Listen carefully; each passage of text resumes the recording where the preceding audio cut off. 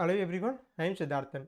In this video, let's discuss how we can build a Streamlit chatbot where the user can upload a CSV or an Excel file and then chat with a data frame. So for this chat, we will be using the open source model Gamma using Ollama so that we can host our models on our local machine. So instead, you can also use other open source models like Llama 2, Llama 3 and so on with Ollama. So the process is like entirely same.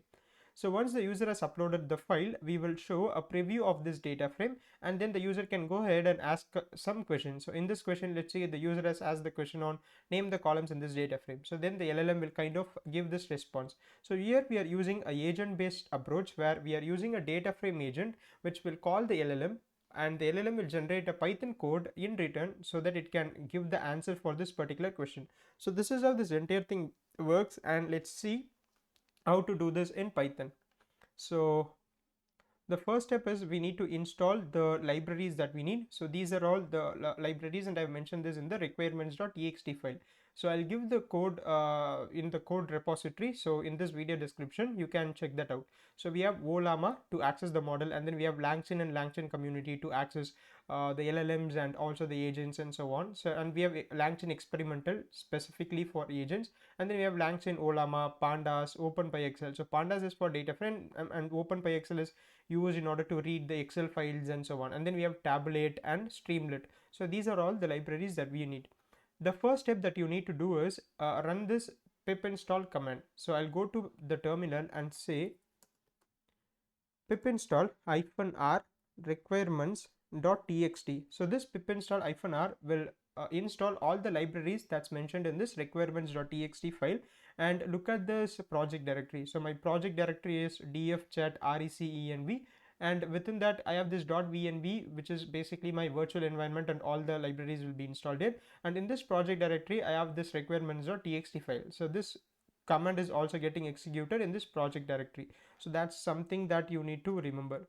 So I'll run this, and it says requirement already satisfied because I have already installed all this library. So I'll just clear this for now, and then I'm going to create a folder called as src. So this is like a standard approach of how you can structure your code base. So I'll create this src, and within this I'll create another Python file and call this as main. So main file will contain the code of our Streamlit application. So that's the purpose for this. So now let's let's import the libraries that we need. So first I'll import pandas as pd, and then import Streamlit as st, and then from langchain dot agents import agent type. The next thing is from langchain underscore experimental dot agents import create pandas data frame agent, and finally from langchain Ollama import chat Ollama. So these are the libraries that we need. So first we have pandas in order to read this CSV file or the Excel file into a data frame and pass it to the LLM, and then we have this Streamlit, of course, to build the user interface, and then we have this agent type, which is basically used in order to create this data frame agent. And from Langchain experimental.agents we are importing this create pandas data frame agent, and finally for accessing this LLM we are importing this chat Ollama. So these are all the things that we need, and before that you need to install Ollama and pull the model. So I hope that you already know these steps. If not, I'll give the video link in this video description. So I've already made a video on how you can install Ollama and how you can like pull the models and so on, so you can refer that. I'll open my terminal, and in the previous video was about how you can do this question and answering on this data frame agent, but it was not on Streamlit chat. So even you can look into that video in order to get like more understanding of that. Okay, so that's about it. So here so we are going to access this Ollama Gamma 2 billion model. So you should have pulled the model already. So you can just run this Ollama list, and this will give the list of models that you have. So here I have code Gamma 2 billion and Gamma 2 billion. So these are all the two models that I have, and I'm going to use this 2 billion model. So in order to, let's say, pull this Gamma 2 model, so you will run Ollama pull and say gamma 2 billion. So once you run this command, this will kind of pull the model, and you can again use it in your code like this and so on. So the process is like pretty same for Windows as well. So I'll close this terminal for now, and then setting up the configuration of this page. So I'll say Streamlit web app configuration. So I'll say st dot page config, and within this I'm going to say page title.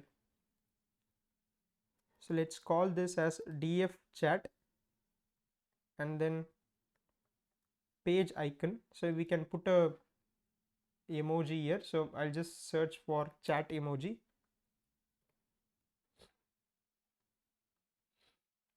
So I'll copy this and maybe put it here. Okay. And the layout. So you can choose between two layout. One is centered and the other one is wide. So I'll go with centered.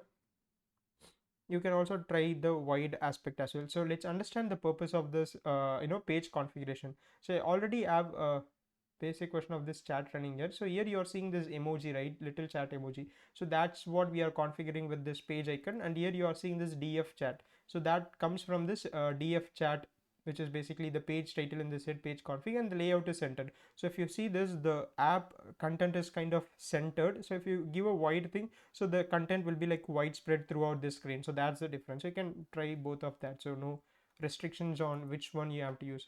So that's the first step. So next we are going to write a function that can read a CSV file or an Excel file. So it should automatically pick that up and read the file. So let's do that. So I'll say df read data and file.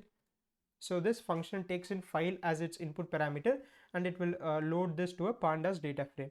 So here let's say this as if file name, sorry, if file dot name dot ends with dot csv.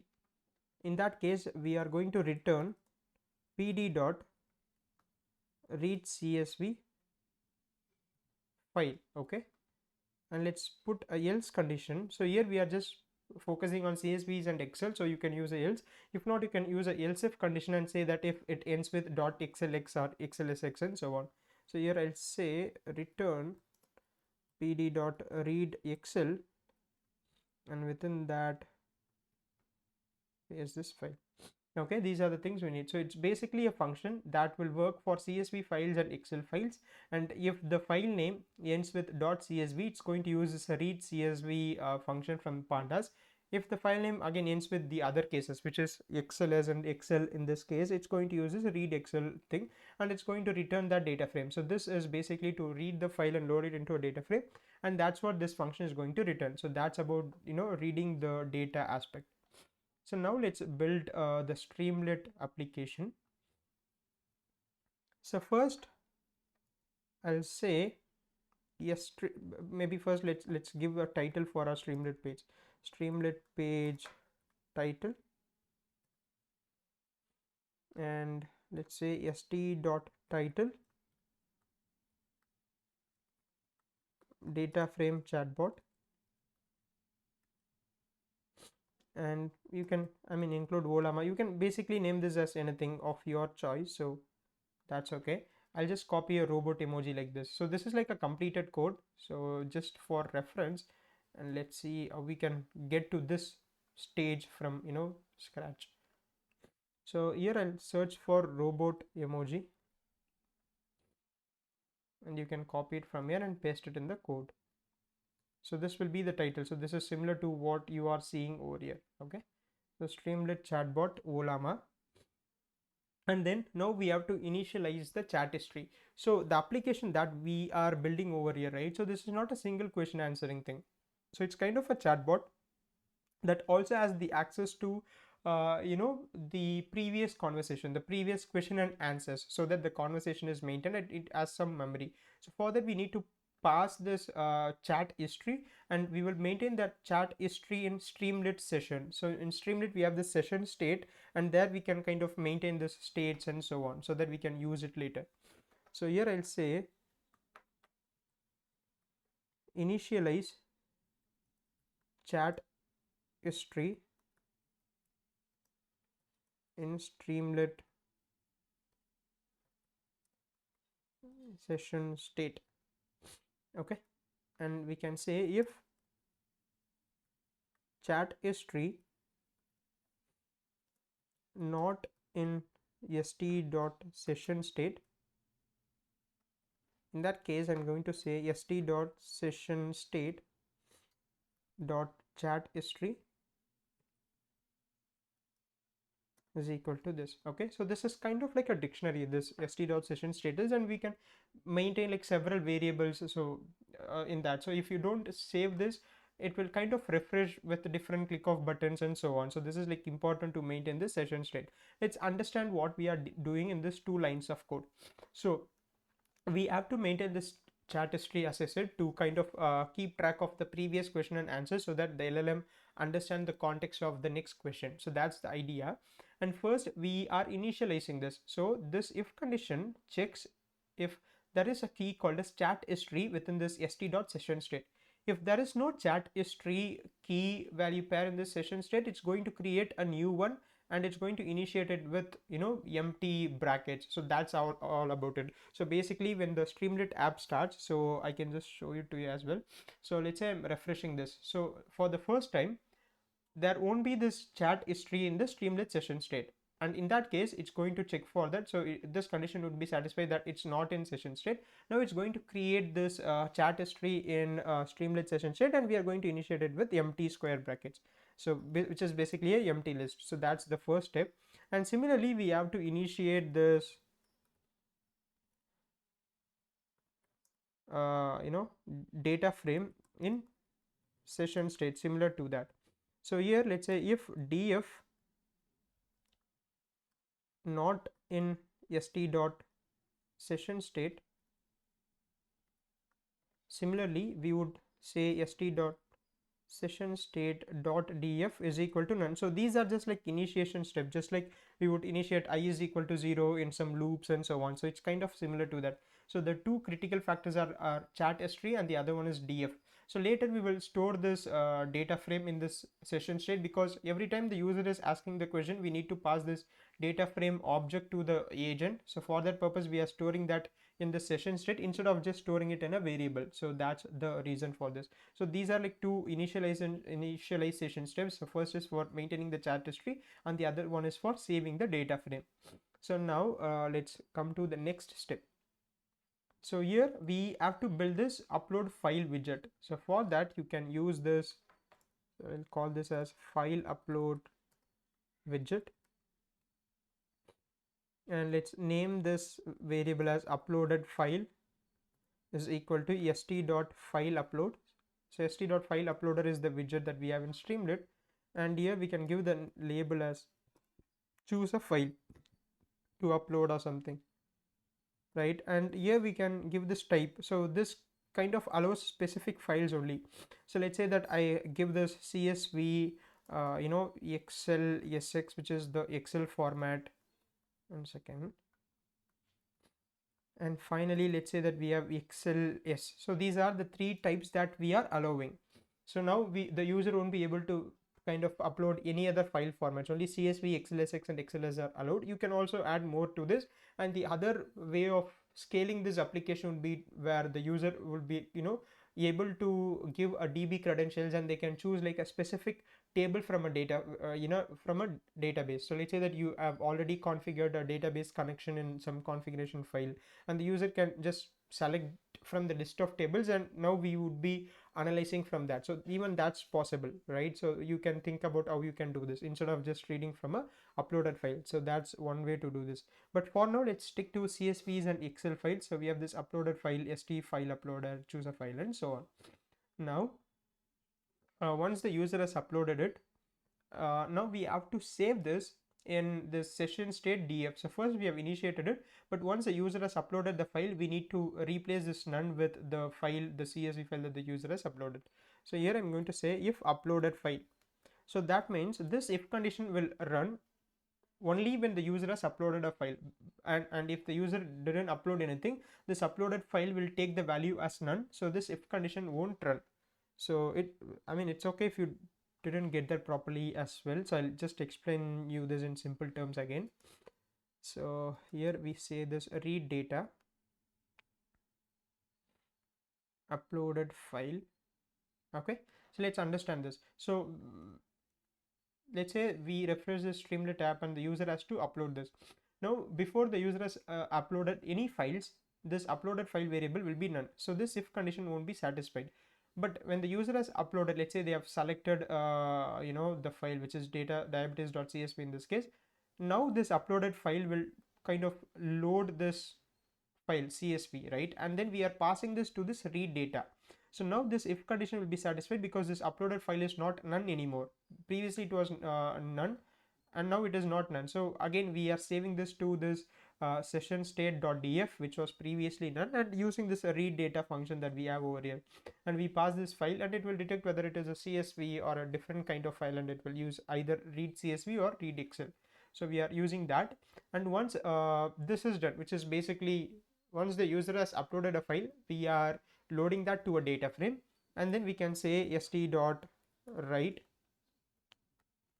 data frame preview. So this is just to give a preview of the data frame to the user, so that they know what question they can ask about it, or like what is the information that they want from it. So that's for that purpose. And then we have this st.dataframe. This is used to display data frame content in Streamlit, st.dataframe, and say st.session_state. So in all those cases we won't be just using df as our data frame, so we'll be mentioning this as st.session_state.df, because we are taking this df from the session state, not just as a single variable. Okay, so st.session_state.df dot it. So this is just similar to using df, but just use session state, st.session_state before that. That is all. So let's understand what we are doing this. So once the user has uploaded the file, we have to load this to a data frame and just show a preview of this database, which is data frame, which is nothing but the first 5 rows that we can get from this df.8. So that's what is happening here. So the user will be uploading the file, and we will display this statement called as data frame preview, which is coming from this st.write, and then we are using this st.dataframe df.8, which this is the df.8 that we are seeing. Okay, so this is about that. So the next step is trying to display the chat history, and building this send message screen and so on. This application, this web page that you're seeing is not from this code, so I have like another environment here which has like all this code already, so please don't get confused with that. Right, so next step is to display chat history. So I'll explain you the purpose of this. Let's say the user is asking a question of name the columns in the data frame.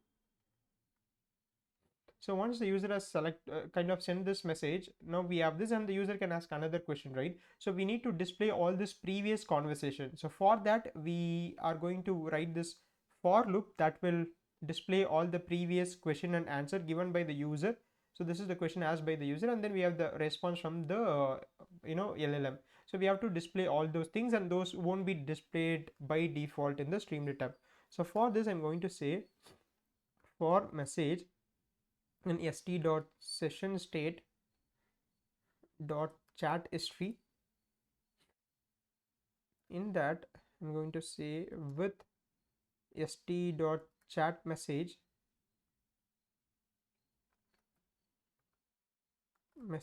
of role.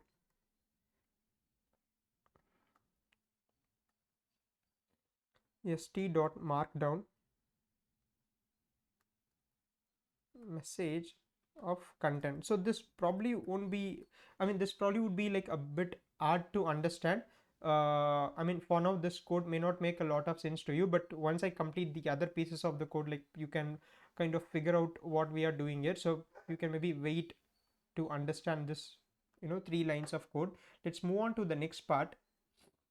But all you can kind of remember is like here we are just trying to display all the previous messages from the chat history that we have in the session state. So that's the purpose of that. So now let's work on creating this input message bar.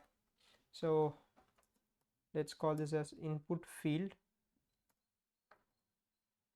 for users message. Okay,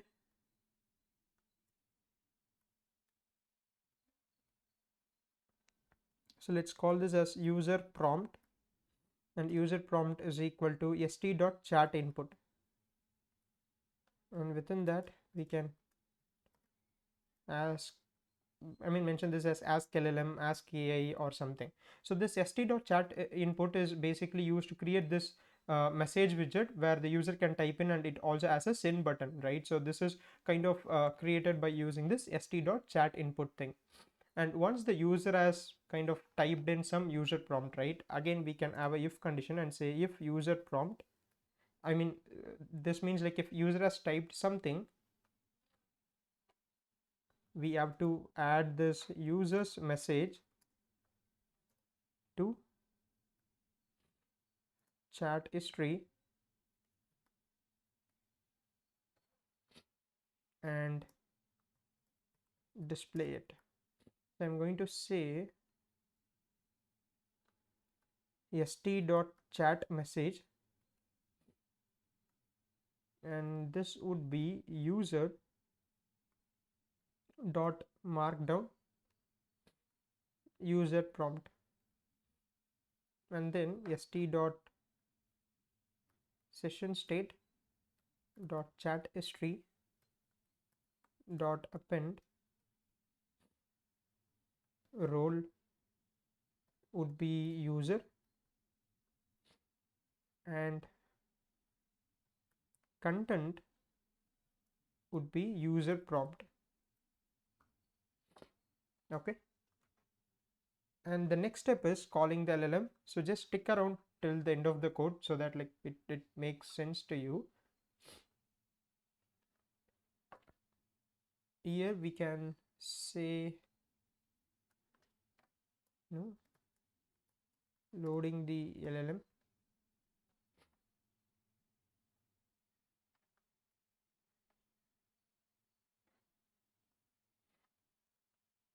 LLM is equal to chat Ollama, which is something that we have imported from this Langchain Ollama.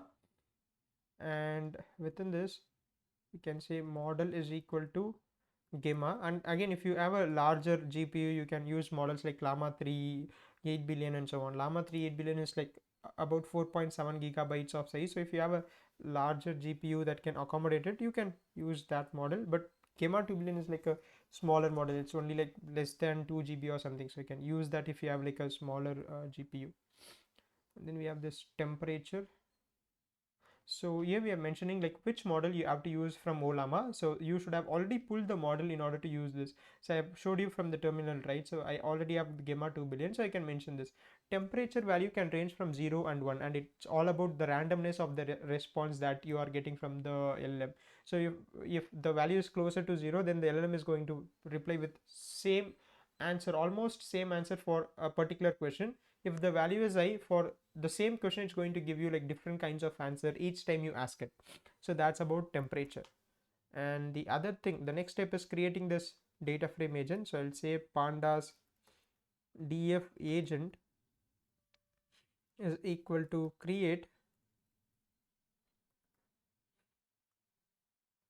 pandas data frame agent, and within that we have to pass the LLM, which is the Ollama LLM, and then pass the data frame, which is st.session_state.df, and then we have this verbose you probably don't need, but I'll anyway keep this as true.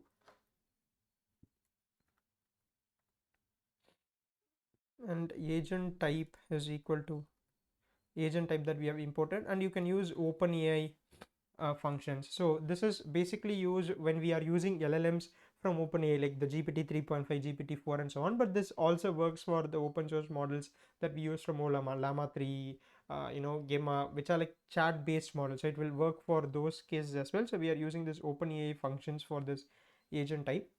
And then we have this allow dangerous code is equal to true. So you have to use this only when you're confident that you probably won't have any dangerous code in your LLM's response. So in that case you can use this.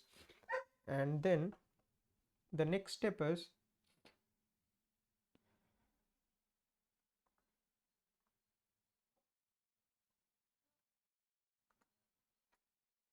messages is equal to create a list and say role is system.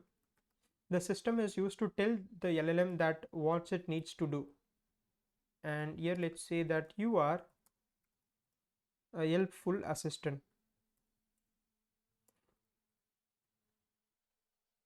And then let's say asterisk st dot session state dot chat history and say response is equal to pandas df agent dot invoke user prompt. So this is basically this pandas df agent takes into account the LLM that we are using, the data frame that we are using. Okay, and we invoke this pandas df agent using this invoke function and pass the user prompt. So let's say that user is asking a question of is there any missing values in the data frame.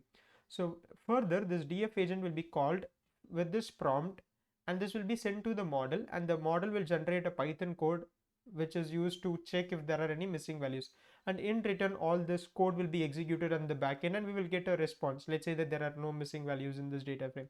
So this is how it works. So this df agent, pandas create data frame agent, right? So it kind of takes into account this LLM and the data frame, sends the user prompt to the LLM, get a Python code, execute it, and then give the result to us. So that's the overall flow.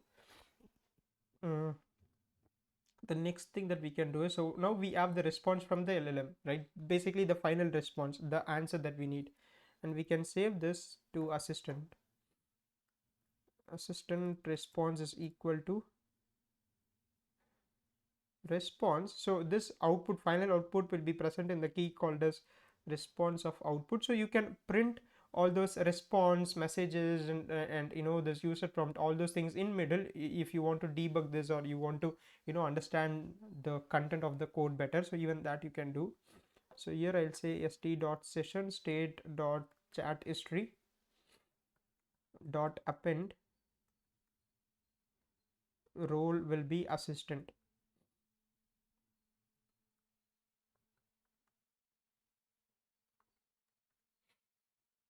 And then the content will be assistant response. And finally we can display LLM's response with st dot chat message assistant st dot markdown assistant response. So this is the entire code. Now let's try to understand. So from this I think I have explained you what we are doing from this part. Now let's try to understand this. Okay, right. So the first step is we have this chat interface and so on, and the user is uploading the file, and once they've uploaded it we are going to load that to a data frame and display the preview. So until this everything is clear. I hope that everyone is like clear until this part.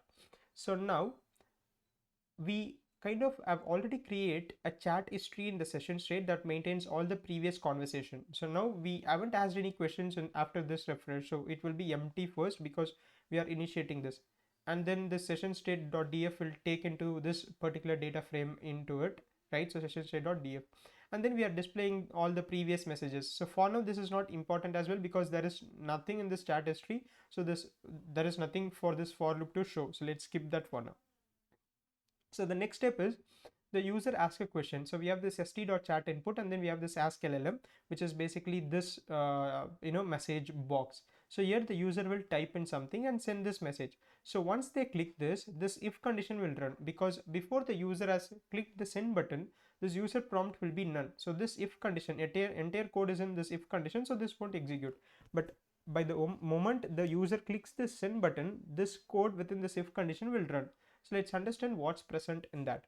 The first step is you need to display the user's message, the user's question. So that is done by this particular step. So let's say that the user is asking a question of name the columns in the data frame.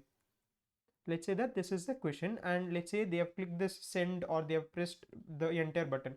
So now we are displaying that, right? So here you're seeing kind of a human's face here, and you're seeing this message. So this is what we are doing in this 2 lines of code. So you have this st.chat message, right? So this is used to represent this particular face kind of thing.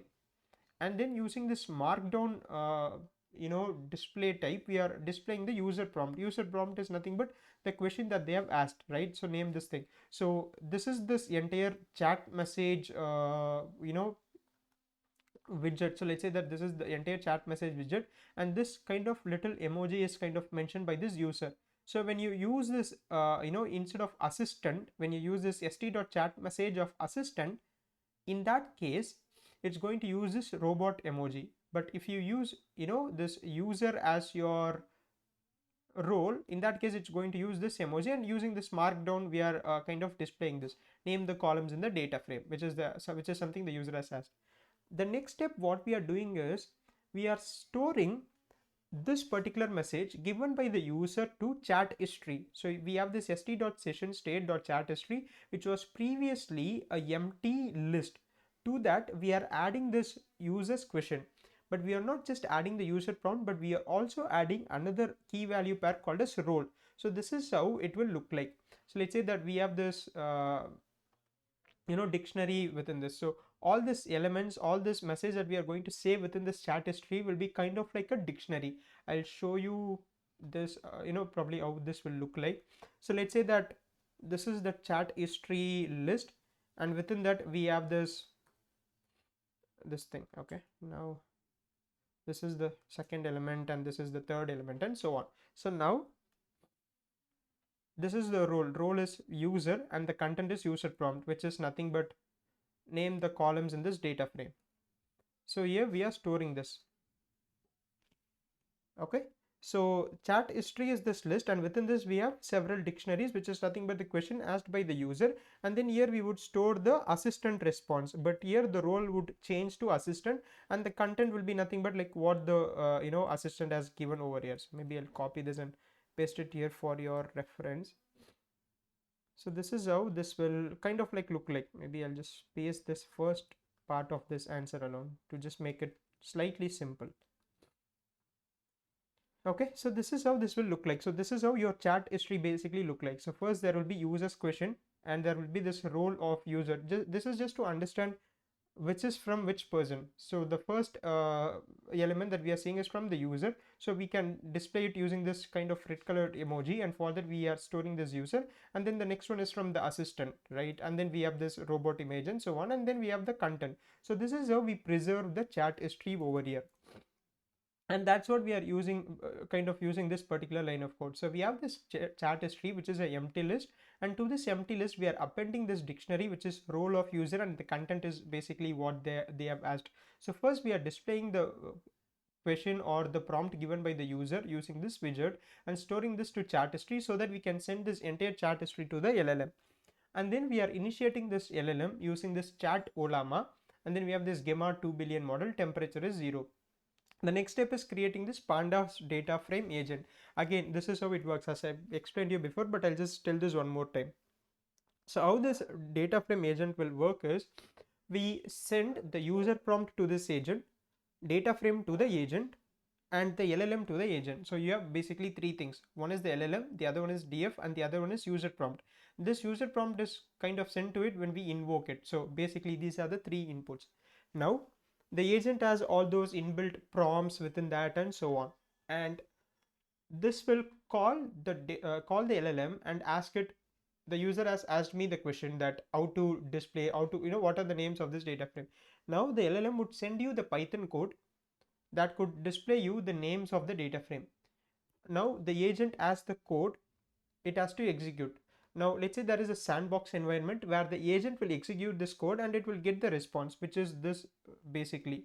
So the key factors involved here are the LLM is just going to send you the Python code to execute it. So the LLM won't send you the name of the data frames and all those details. It's just going to send you the Python code, and then the agent will execute this code and it will send you the response in return. So this is basically what the agent is doing.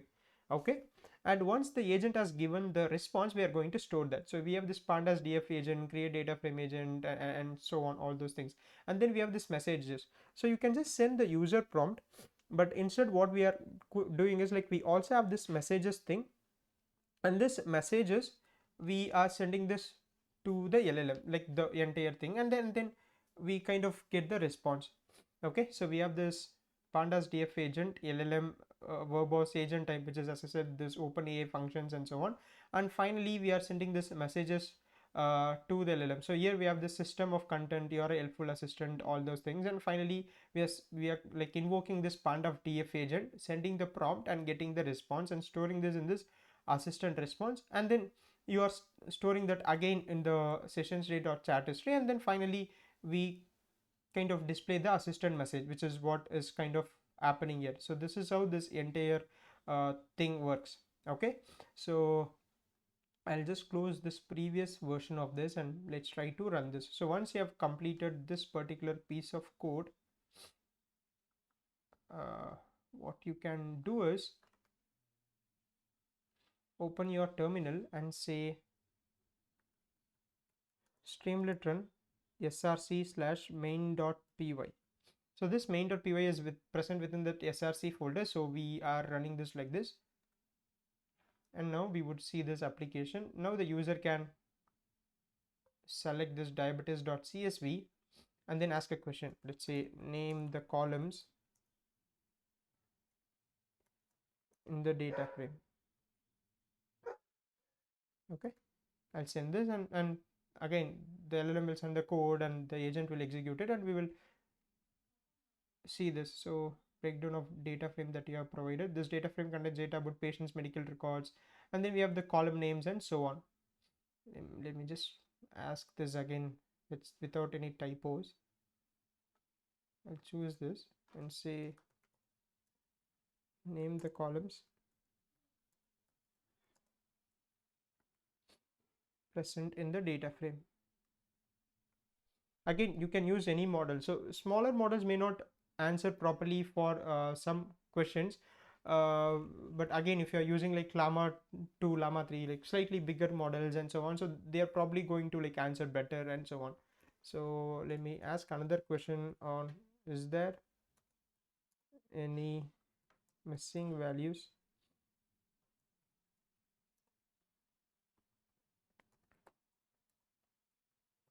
Data frame. Let's ask this and see if it's able to answer this question. Okay, so it's kind of giving a summary of this data frame, which is basically the first row if you see here, but this is the final answer that we are getting. So it says that there are no missing values in the data frame. So this is how you can build the system where we can ask a question and the LLM will be able to answer it based on the data frame that we are providing by using a agent. Okay, right. So okay, I think that I've missed one thing. So here we are sending the prompt, but we are not sending the entire chat history. Okay, sorry, there is a slight mistake here. So instead of this user prompt, we can type this messages. So this messages will contain all our chat history, but it also has this role of system. This is just for the LLM to let it know that what we are expecting from this. So here, let's say that we are asking it to be an helpful assistant, and it's going to answer our question. And then we have this asterisk of st.session_state.chat history, which is going to unpack all this chat history and kind of put it in this list. So that's what is happening. And then we are going to invoke this messages. So it's everything is same, only the difference is that when a user asks a question, we are not going to send that question alone to the pandas df agent. We are going to send this entire chat history so that the LLM kind of understand the context. Let's run this again and see how this would work in this case. So I'll stop this and rerun this. And here let's upload the diabetes.csv file and ask again the same question of name the columns in the data frame. So it's not that good in exactly understanding what we wanted to know, but again, if you use a bigger model, so you probably be good with that. So here we are getting this data frame name, shape, and then we have this columns as well as the data types and so on, and we have the first of the data frame contains column names and so on. So all these details are there. Now I'm going to ask a question of explain in detail. The purpose I'm asking this is, here I'm not mentioning anything about the data frame, anything at all. So when I say explain in detail, the LLM should understand the previous question and the LLM's response, and now it should answer in detail. Okay, so let's run this now. So I'll click the send button and let's see if the LLM is able to answer this in detail.